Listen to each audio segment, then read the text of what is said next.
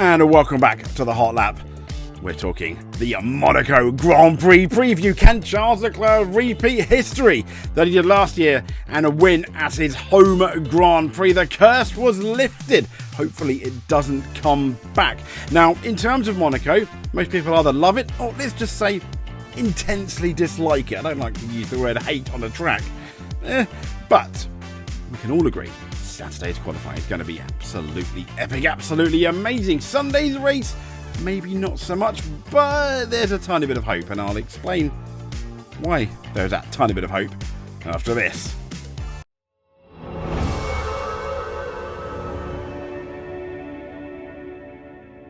So it is officially race week again after Imola. Imola is in the history books.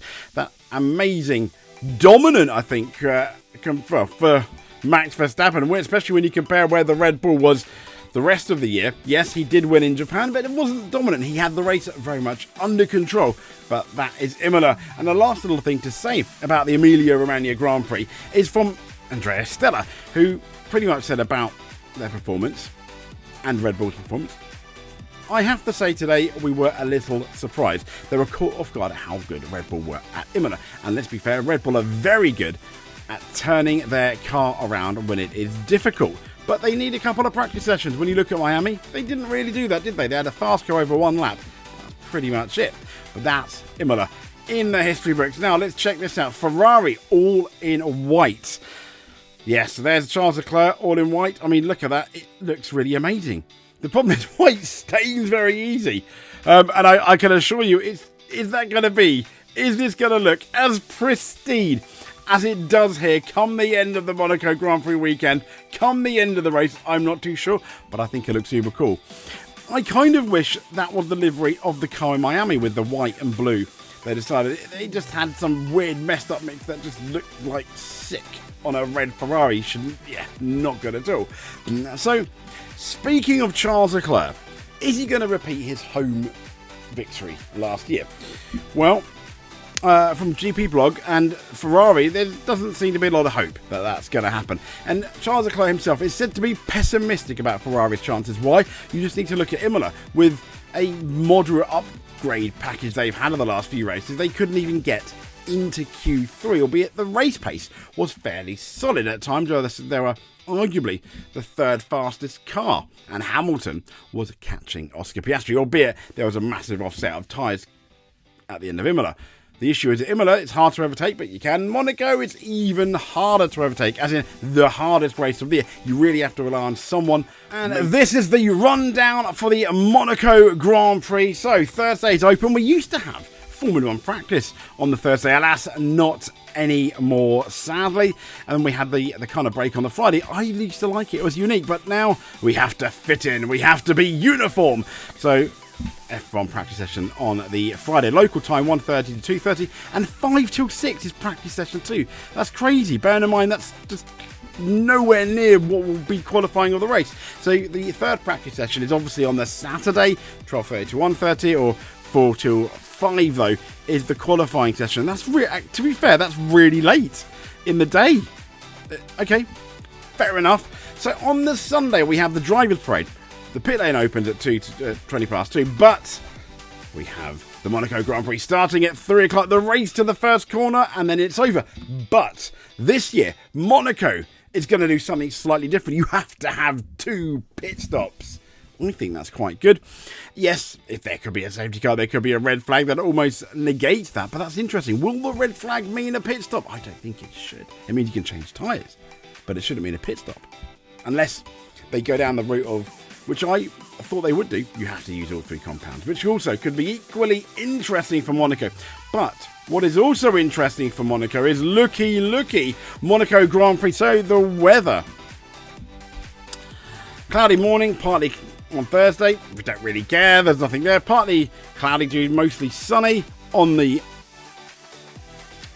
Friday, but rain maybe on the Saturday.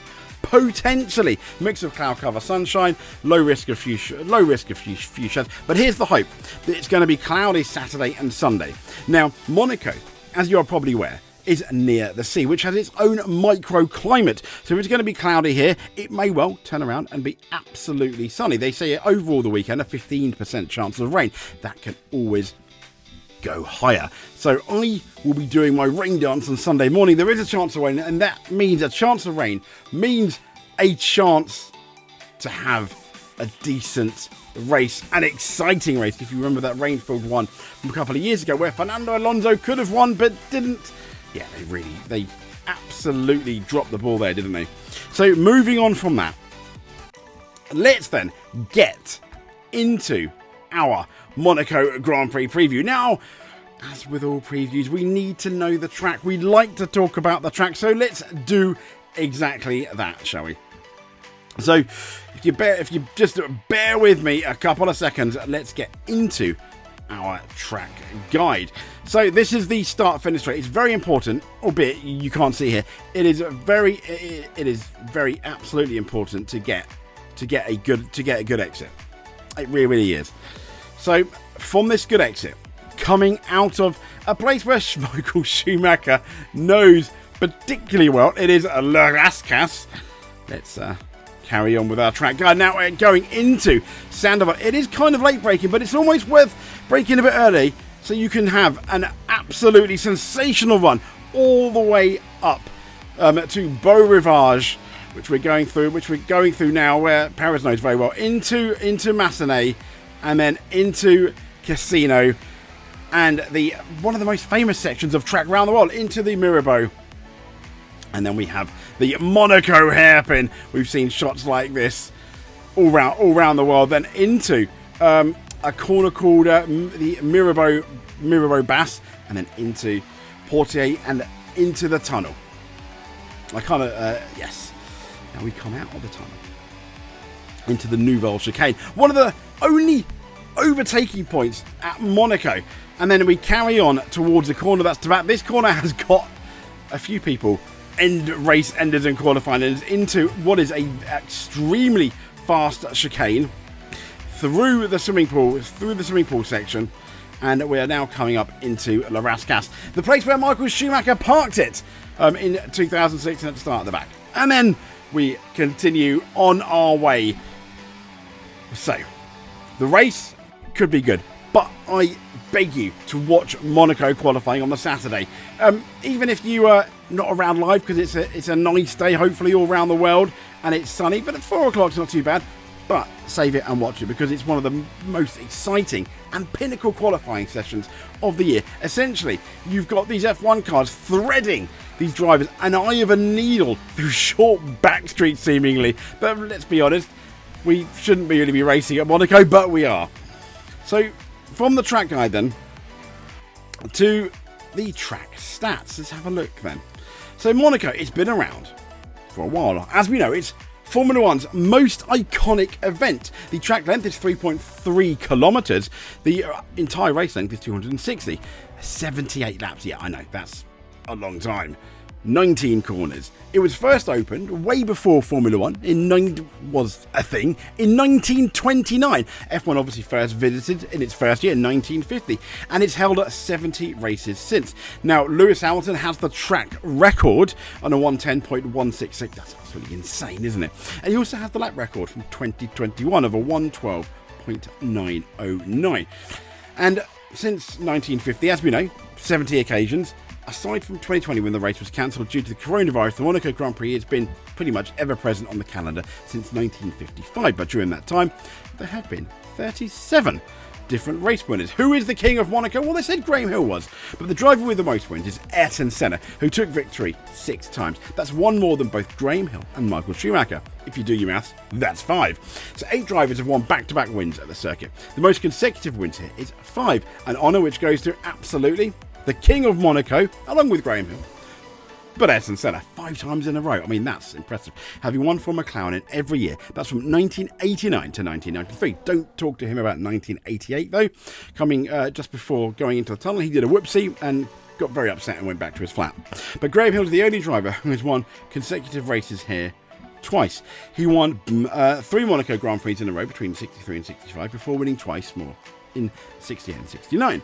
There are 4 previous winners on the current grid. Yes, Lewis Hamilton has won 3, took that third in 2019, shortly after Niki Lauda passed away. If you remember, he wore a Niki Lauda tribute helmet. Fernando Alonso and Max Verstappen have won here twice each. And in 2024, the home favourite, Charles Leclerc, won. Now, British drivers are not too bad. They've won it more often than any other. 17, that's 17 victories. And the drivers are obviously Lewis Hamilton, but Sterling Moss, Graham Hill, Jackie Stewart, David Coulthard and Jenson Button. 5 drivers have recorded a grand slam, so to speak. That's Fangio, Stewart, Senna in 1990, Schumacher in 94 and Mika Hakkinen, believe it or not, in 1998. Now, the best team here is McLaren. They've won the most Monaco Grand Prix of any team. They've got the most wins. They've won here 15 times. That's a third of their victories, though, coming from, yes, Ayrton Senna. Ford Cosworth has powered the most Monaco victories, with engines winning 13 times. Most recently, well, they say recent, it's not really 1994. That's a long time ago. That's depressing. Yeah, 30 years ago. I remember that. There are only 11 occasions on which a team has recorded a 1-2 result at the Monaco Grand Prix. Only 11. The most recent was Ferrari in 2017.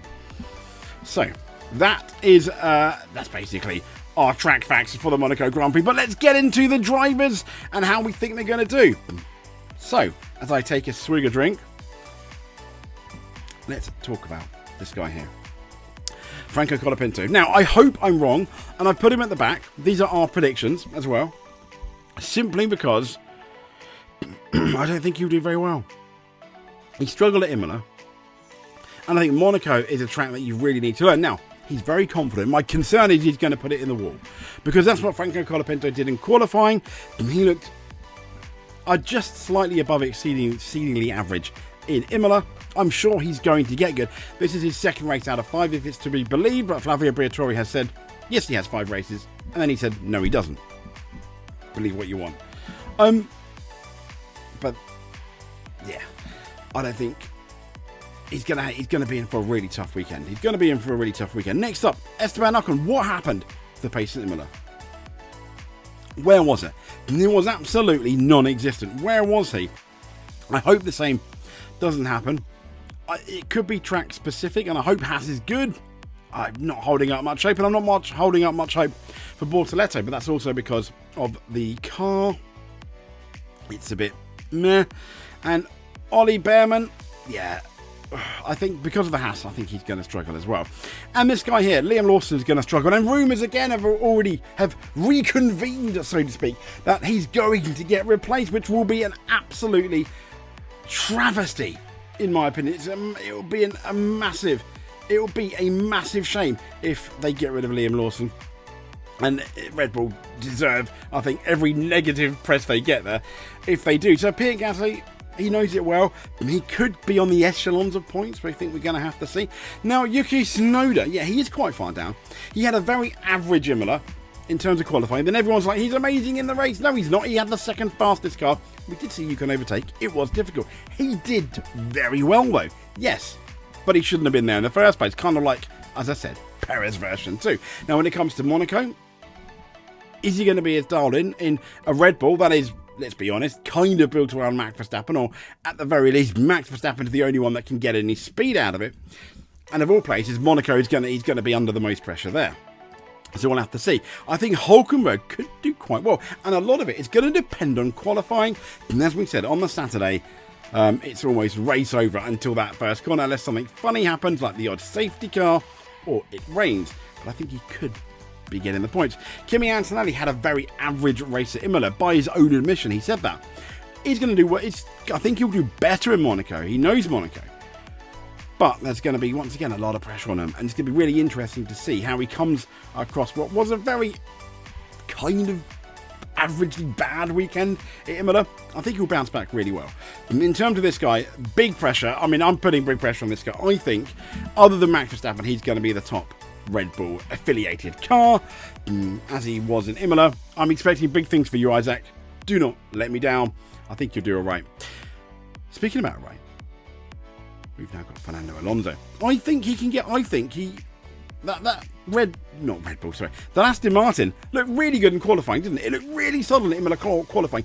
If they can get the setup right and the track to the light, get the car to Alonso's liking, I think he'll do really well. And in terms, when I say well, I think he'll score points. It'll be his first points of the year, and it'll be lovely. Alexander Albon, yes, I think he will do quite well as well. I think I've completely missed. A couple of people though. But yeah, Alexander Albon, I think will do quite well. Absolutely. So moving on from Alexander Albon, I think I've completely missed Lance Stroll and Carlos Sainz. So let's quickly have a chat about them, shall we? So Lance Stroll, I think will do quite well, if I'm honest. When I say well, they need to get that car right.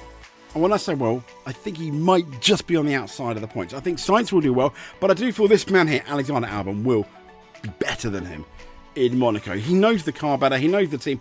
Both of them are solid at Monaco. Carlos Sainz last year did very well, albeit, if you remember, he got quite lucky, didn't he, with that red flag. So after Alexander Albon, Lewis Hamilton. Now, yes, he has won here a few times. The issue for Lewis Hamilton, I almost see this as one of his bogey tracks. He's never amazing here. He's had amazing performances, but you never think Monaco and Hamilton hand in hand like you would with Graham Hill or Ayrton Senna, for example. And therein lies the problem. This is one of his bogey circuits, but he's been good when the car is really good and he can get the car to the liking. I fully expect him to be beaten by Charles Leclerc if all things go to plan. Now, I say all things go to plan simply because Charles Leclerc likes to put it into a wall when there's lots of pressure. Who could forget when he got pole position and that heartbreak when his gearbox went a few years ago and he couldn't even start the race. That was not good at all. Now, I put this guy quite high up, George Russell, simply because this guy's really good at qualifying. Now, he struggled with the car in Imola, but he bagged a P3. Now, if you can do that in Monaco, he could get on the podium. If you can get an amazing start, he could even win. If you can get a lucky safety car, he could even win. But he's going to have to beat this guy right here, who is in the form of his life. But that Red Bull is just as fast, at least at Imola it was, than it was than the McLaren. And here the issue is, if they can get that setup right, if they can get Max happy with the car, irrespective of any tyre wear issues, which I think are now even with McLaren, if not just a tiny bit better, he could win. But I'm going to suggest that this man here, and not Oscar Piastri, who we've seemingly skipped, is going to win. Simply because he has to. I think this is going to be a litmus test for Lando Norris. We came into Imola saying he has to win. He ended up bagging second. I think he'll get pole position, and I think he will. I think he will win. As for Oscar Piastri, I think he's going to be third. In my opinion, I think he'll finish third. So, in terms of the podium, I think George Russell is just going to miss out in fourth. I think Oscar Piastri is going to be third. He probably qualify third as well. I think Max Verstappen is going to be second. He may just miss the pole, but I do feel coming into the Monaco Grand Prix weekend, this man is going to win. I think he'll get pole, and I'm hoping he's going to win and not fluff at the start, simply because he needs to. He needs to show the world. Remember, he's only got one victory over Verstappen's two, and I think Oscar Piastri's got quite the handful as well. So he absolutely needs to, doesn't he, Lando Norris? Anyway, that is pretty much our predictions there. If you made it to the end, though, please give us a subscribe. That would make me very happy. If we've earned your subscription, absolutely great. If you're already subscribed, you just liking this video is more than enough for us. But until then, we will speak to you soon. Stay safe, and thank you very much for watching.